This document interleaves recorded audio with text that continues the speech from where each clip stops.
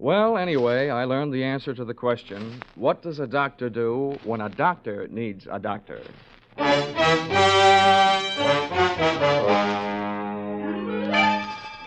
This is another in the adventures of America's fabulous freelance insurance investigator, Johnny Dollar.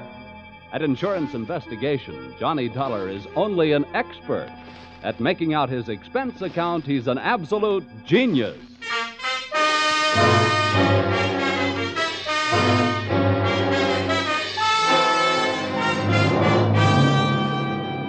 Expense accounts submitted by Special Investigator Johnny Dollar to American Volunteer Liability Insurance Company, Hartford, Connecticut.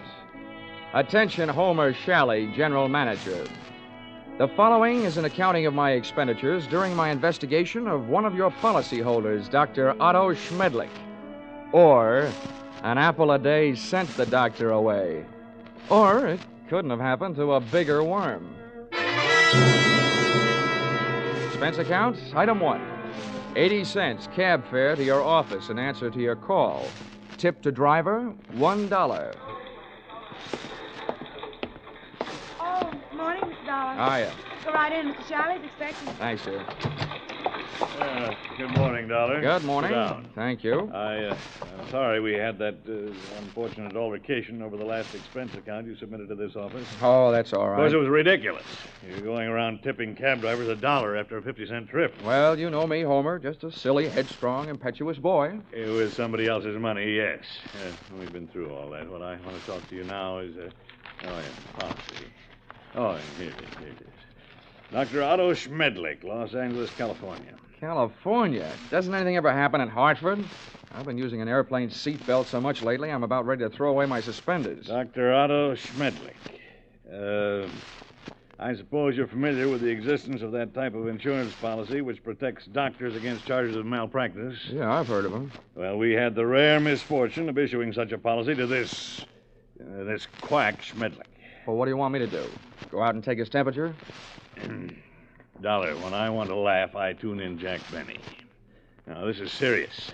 The policy we issued to Dr. Schmedlich only covers him up to the extent of what is construed as accidental malpractice. If we can prove criminal malpractice, we can cancel the scoundrel's policy. Do you have a good reason to think it's criminal, or are you just toying with a happy thought? Look, our company has already paid off on 2 claims. Recently, we've heard rumors about this man. It seems the Medical Association is watching him very closely. But so far, no one can prove anything. Now, Dollar, do you want the assignment? No, but I'll take it.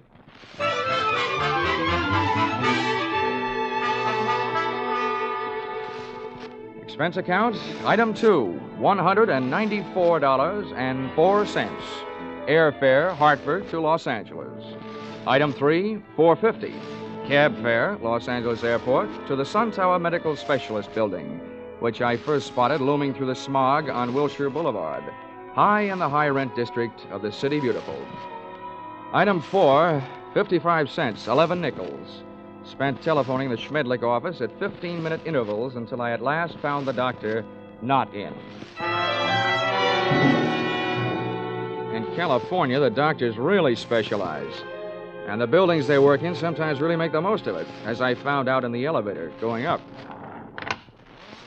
Second floor, eye, ear, nose, and throat. Doctors Care, Kreider, Whitetis, and Osterban. Pardon me.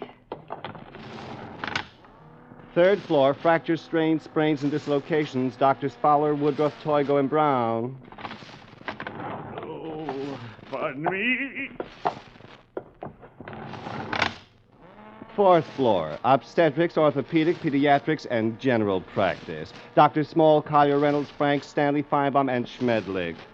Would all these medical terms you just tossed off by any chance mean that we have now arrived in the land of the mechanized stork? To put it crudely, yes. Thank you, Jack Armstrong.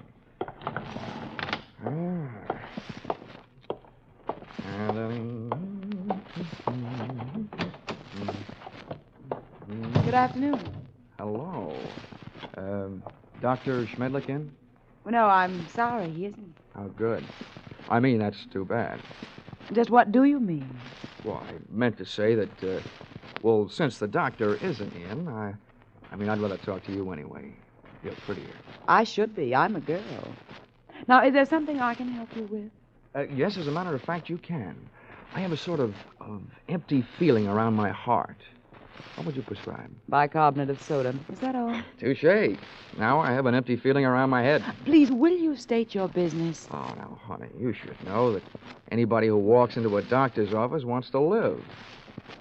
And after seeing you, I really want to live. What are you doing tonight? Well,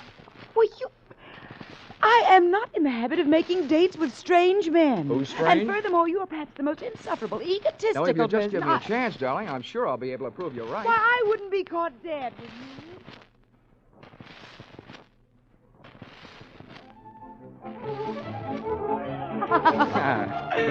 Oh, Johnny, you ain't. You like that, huh? Yeah, this is the first time I've ever tasted champagne. Good old champagne. The rich people's 7-Up. Well, here's to us. To us. Doreen, I feel like talking. Well, thanks for putting me on guard. Listening to you can do strange things to a girl. I want you to know more about me. I'm an insurance man. I didn't go up to your office hoping to see the doctor. I wanted to see his nurse. You. Why, Johnny Dollar, if you try to sell me... Oh, hey, now, wait a minute. Hear me out.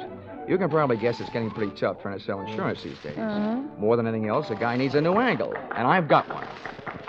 People who go to doctors are worried about their health. Now, people who are worried about their health are worried about the security of their families. So they become good prospects for insurance policies. No, but at the same time, aren't they also bad risks? A lot of them are, yeah. But they can't pass the insurance physical. But there are plenty of others. You should know the figures prove that as many healthy people go to doctors as do unhealthy. Perhaps the most popular disease in America is hypochondria, and the national headquarters seems to be located right here in Los Angeles. I see. And from me, you want a list of Dr. Schmedlich's patients? Smart girl. Smart boy.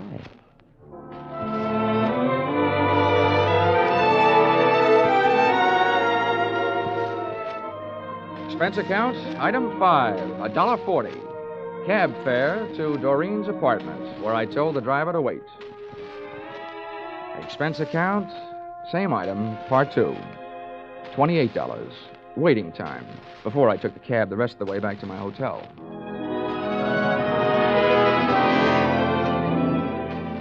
Expense account, item 6. Breakfast the next morning, 2 hard-earned dollars for 2 soft-boiled eggs.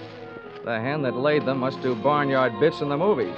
At least at those prices, she could have autographed them. At 9:30, I was right on time for my morning appointment with Doreen to pick up the list of Dr. Schmedlich's patients, a half hour before the doctor was due to arrive.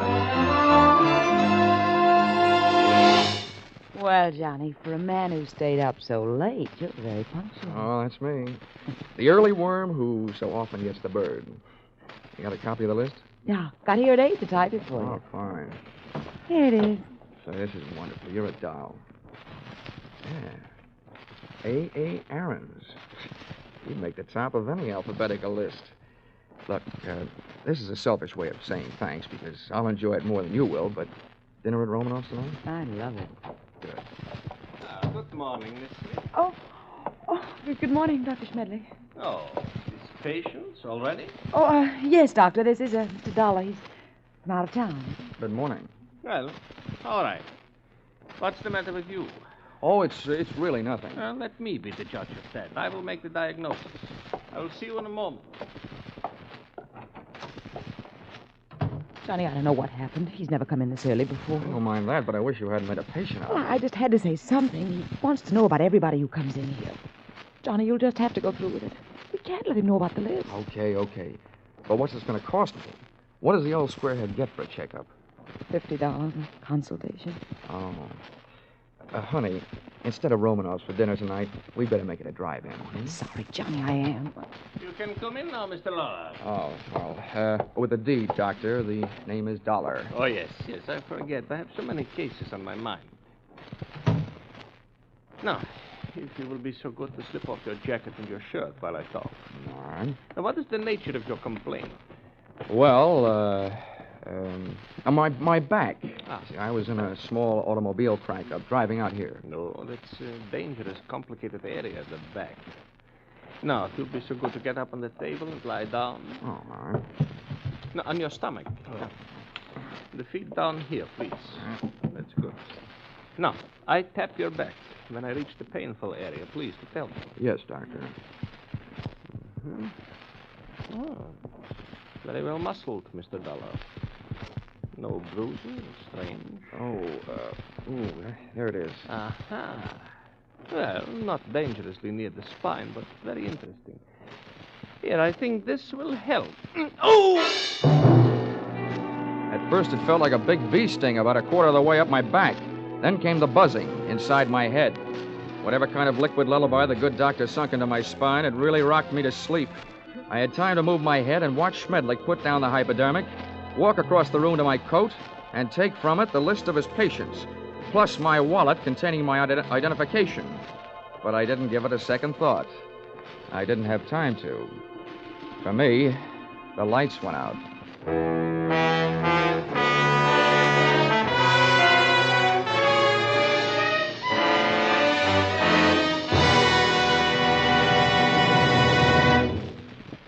In just a moment, we will return to the second act of Johnny Dollar. But first, assets, one block of wood. Liabilities, more trouble than the legendary paper hanger with the hives. It sounds as though Edgar Bergen had a pretty bad bank balance, doesn't it? But luckily for you, he comes back week after week to the CBS studios with his block of wood named Charlie and lets himself in for more trouble. As for you, you're really in the chips when you take in the Edgar Bergen Charlie McCarthy show, heard over most of these stations every Sunday. Don't miss their brightest, gayest show tomorrow night on CBS, where this fall you hear them all. Tune in this fall for the show that you love best of all. Listen carefully, here's the address. It's CBS. Now, with our star, Charles Russell, we return to the second act of yours truly, Johnny Dollar.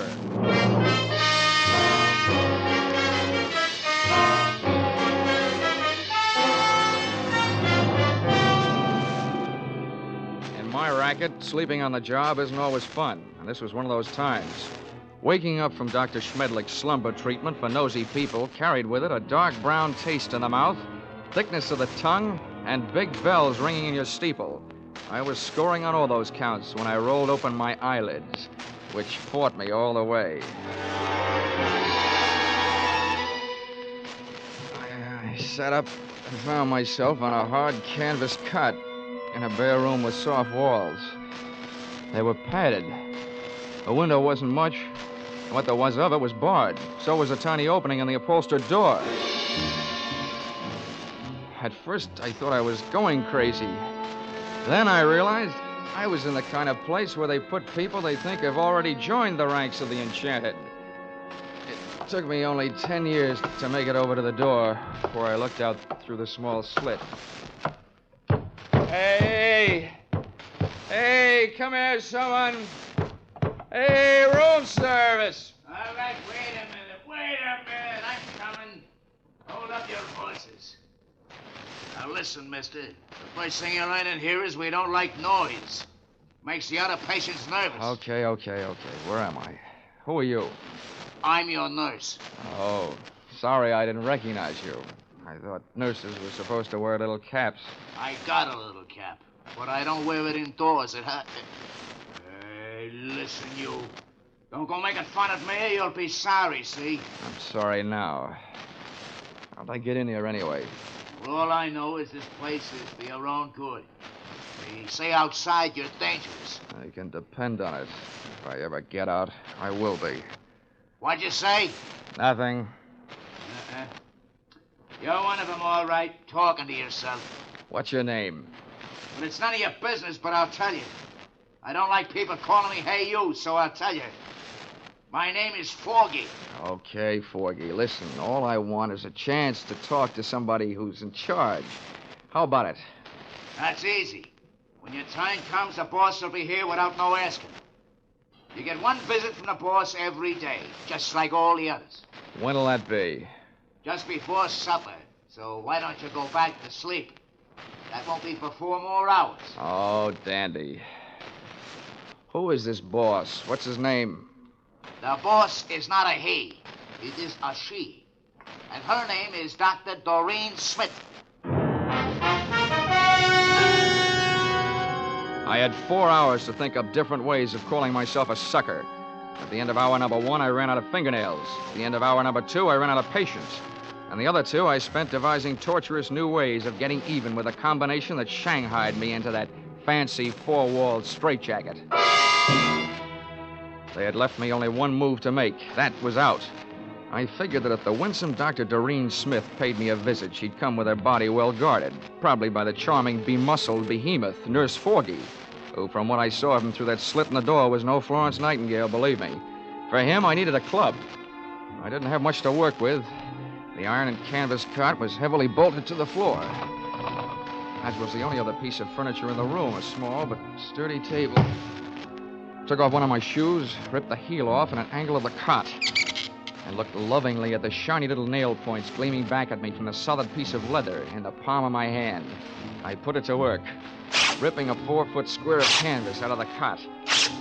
Then I put both of my shoes into the center of the square, picked up the corners, tied them together close to the weight, gave it a heft, feeling that I now had at least the start of a weapon. Hey, you! Here we are.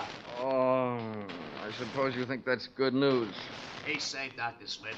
He's still groggy from that jolt. Don't trust him. Grab his arms when you go in and hold on. Now go ahead. I'll follow.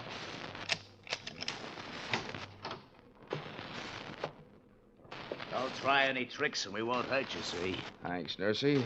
I wouldn't think of it. Come here, you. Back in here, sweetheart. Oh, dropped your hypodermic. Planning on rocking me to sleep again, huh? Let go of me. Sure, but let me tell you something. This is one squirrel that's going to get out of this cage. Don't rub my fur the wrong way. My head aches. I'm seeing double. My nerve ends are whipping me to death. And for 2 cents, I'd punch you square in the nose. Because one thing for sure, you ain't no lady. Now, sit down. Stay there while I put on what's left of my shoes. You better go back to Hartford, little boy. This is too big for you. Being around you will make anybody grow old in a hurry. What do you think you're going to do? Right now, I'm going to take your keys, lock you in here with Sleeping Beauty there, and then I'm going out for a breath of fresh air. Have fun, the two of you. You can make a peach of a pair.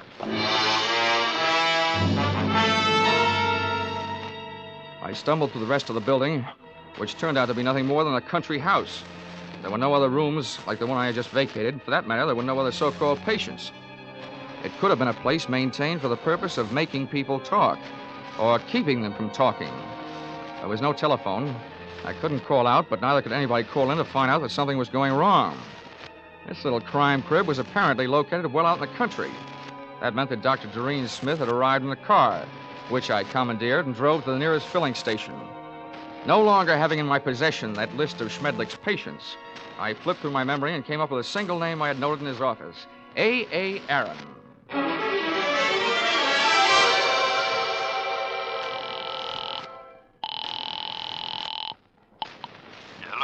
Hello, is Mr. A.A. Aaron in, please? It is Aaron speaking. Oh, good. Mr. Aaron, I'm representing a group of West Coast druggists. I'm making a survey. Where do you have your prescriptions filled? It is at the Enjoy Pharmacy on Beverly Boulevard. Oh, I see. One more question, Mr. Aaron. I know that in many cases people go to the pharmacist recommended by their doctor. Is this the case with you? Yes, that is right. Well, thank you, Mr. A.A. Aaron.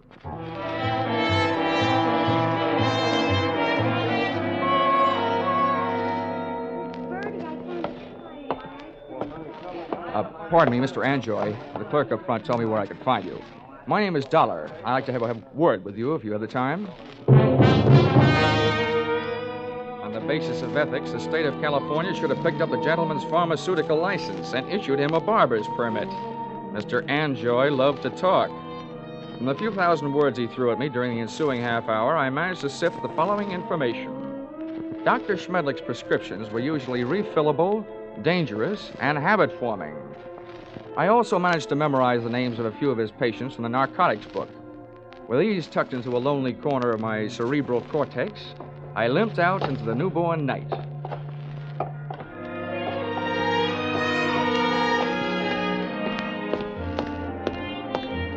Expense account, item 7, 50 cents, having the missing heel on my shoe replaced by late-working cobbler. checking the owners of the first 4 names drew me nothing but blanks. The 5th drew me closer. Come on in. Her name was Millicent Royal.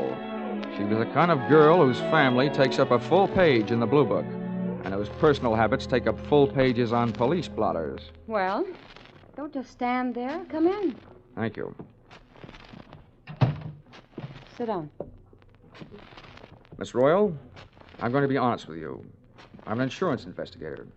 I don't want any. You don't understand. I said investigator, not salesman. I want to get a line on a doctor. Otto Schmedlich. You recognize the name? I might, but I'm not sure it's any of your business. Look, little lady, let's quit sparring. I've tailed friend Schmedlich this far, and now I want some information. What have you got? Nothing. He's a fine doctor, a wonderful doctor. I don't think he's doing you any good at all. You don't know anything about me. I'm afraid I do, more than you think. I know enough about Dr. Schmedlich to know that he's doing a lot of people a lot of trouble. I want to put him out of business, and you can help me. Oh, look, honey, Schmedlich isn't the one that needs protection. You do. You and the other people on the same spot you're on. Why don't you do yourself some good? I think you better leave now. Okay. Perhaps I'd better drop around to the home of Quincy P. Royal, Bel Air. My father? No, don't do that. And give me some answers. You can't make me. Nobody can. Anything that passes between a doctor and his patient is a secret. Nobody can make me say it, not even a judge. Whoa. Wait a minute. All right. If you change your mind, I'm staying at the Park Beverly Hotel. I'll trip them up sooner or later. If I have to, I'm turning it over to the federal men. Narcotics Department. Why did I ever let you in here? Get out. Leave me alone. Go away. Please. You can't make me do anything. Well. Is my estranged wife having a lover's quarrel? Bill, get this man out of here. Make him leave me alone. I don't see why I should rescue you from anybody's clutches. But you, I don't like your look, so get out before I bust you in half. You know, you look like just the guy who might be able to do it. Happy honeymoon.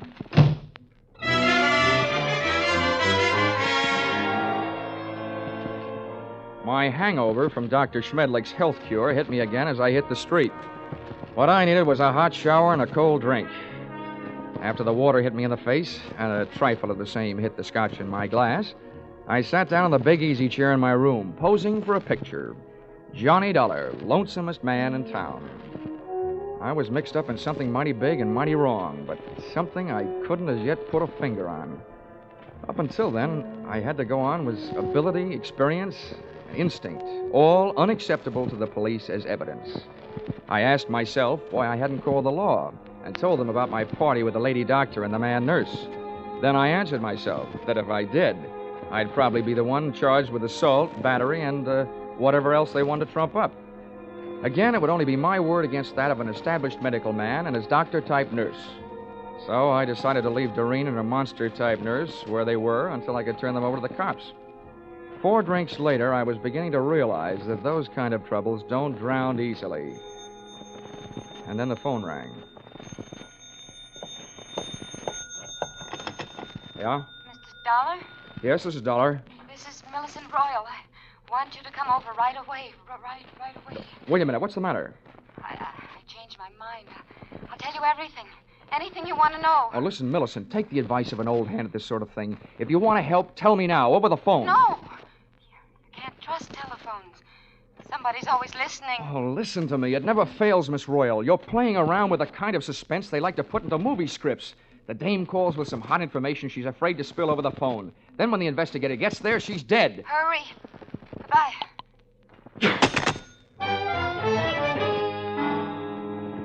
I went there. I was right. She was dead.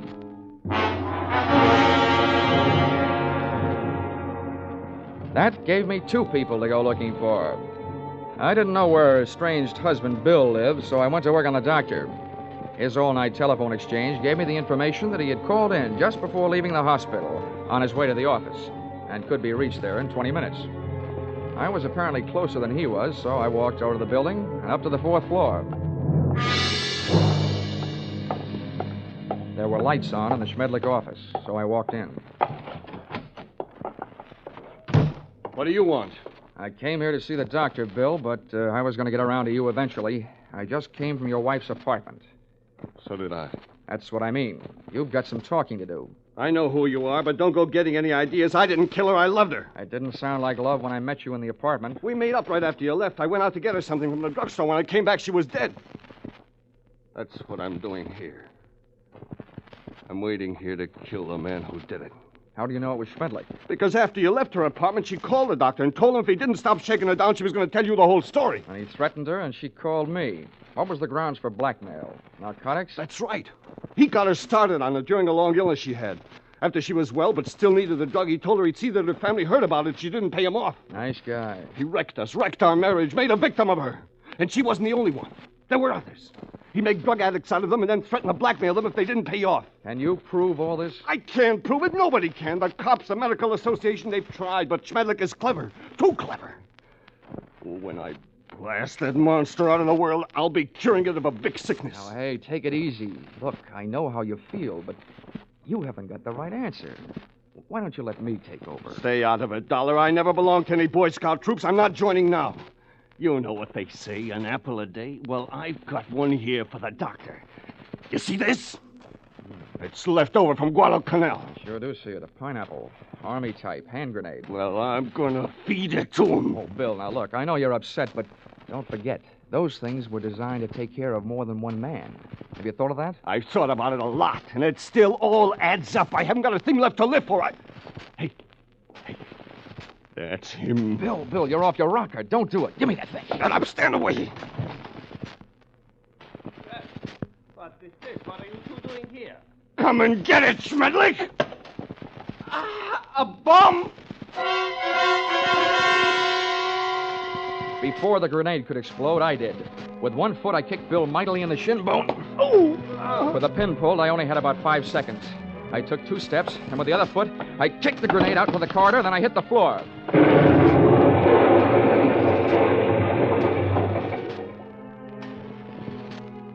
All right. I'll still take you to pieces, Schmedlich. I let Bill go to work on the doctor until he had socked him into a state of unconsciousness. And to save Bill from a murder rap, I did the same for him with a loose portable typewriter. Sorry, but it's time to typewrite the tagline, William. P.S. Then I called the police.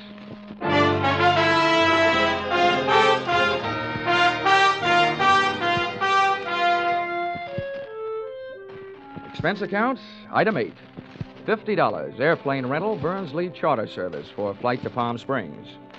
Item 9, $62. Dinner at the Dunes, party of 3.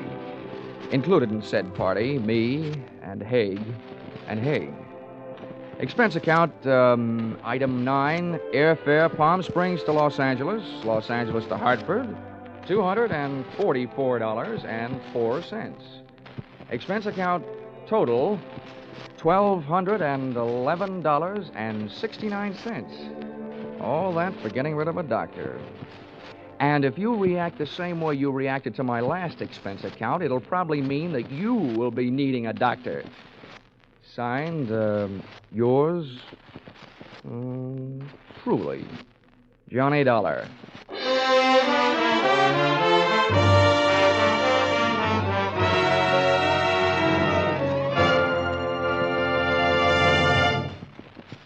Yours truly, Johnny Dollar, is produced and directed by Gordon T. Hughes and stars Charles Russell. Script by Paul Dudley and Gil Dowd. Featured in the cast were Willard Waterman, Betty Lou Gerson, Larry Dobkin, Paul Dubov, Georgia Ellis, and Edmund McDonald. The special music is written and conducted by Wilbur Hatch.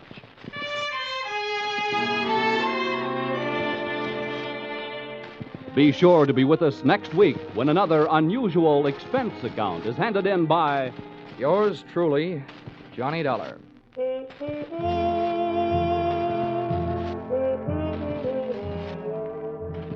Stay tuned for Vaughn Monroe and his Caravan, which follows immediately over most of these same stations. Paul Masterson speaking. This is CBS, the Columbia Broadcasting System.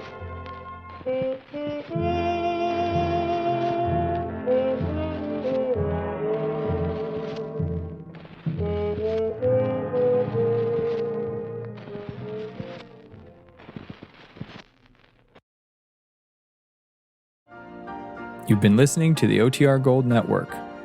Find more classic radio at otrgold.com.